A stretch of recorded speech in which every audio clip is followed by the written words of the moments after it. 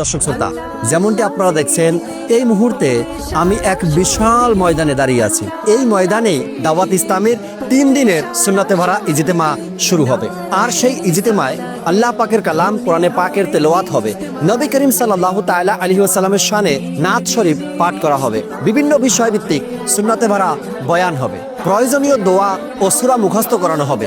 সুন্নাত ও আদব শেখানো হবে। আর কেঁদে কেঁদে আল্লাহ পাকের দরবারে দোয়া করা হবে। তাহাজ্জুদের মনোরম দৃশ্য মনকে ছুঁয়ে যাবে।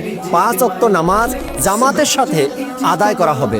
আজানের সুরে মুখরিত হয়ে উঠবে আশেপাশের পরিবেশ। চলো যাই তিন দিনের ইজতেমায় let's go to Ijtema let's go to Ijtema. আজিমুশান ইজতেমায় অংশগ্রহণের দাওয়াত আমি আপনাদের সবাইকে দিচ্ছি।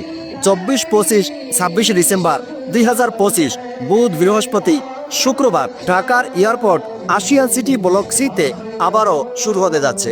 আর এই ইজতেমা 24 ডিসেম্বর সকাল 10টায় কোরআনে পাকের তেলাওয়াতের মাধ্যমে শুরু হবে আর শেষ হবে 26 ডিসেম্বর জুমার নামাজের পর বিশেষ মুনাজাতের মাধ্যমে। কাজেই আপনাদের সবার প্রতি অনুরোধ, 3 দিনের এই সুন্নাতে ভরা ইজতেমায় দলে দলে যোগদান করে ইজতেমাকে সাফল্যমণ্ডিত করুন। আর হ্যাঁ, ইজতেমার সরাসরি সম্প্রচার দেখার জন্য চোখ রাখুন মাদানী চ্যানেল বাংলায়।